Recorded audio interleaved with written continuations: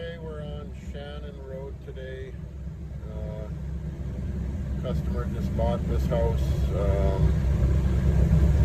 It's got a broken sewer line, so it needs to be replaced. So that's our project for the day. See the curb box on the lawn there. Apparently there's a city side clean out somewhere here, but we haven't found it yet.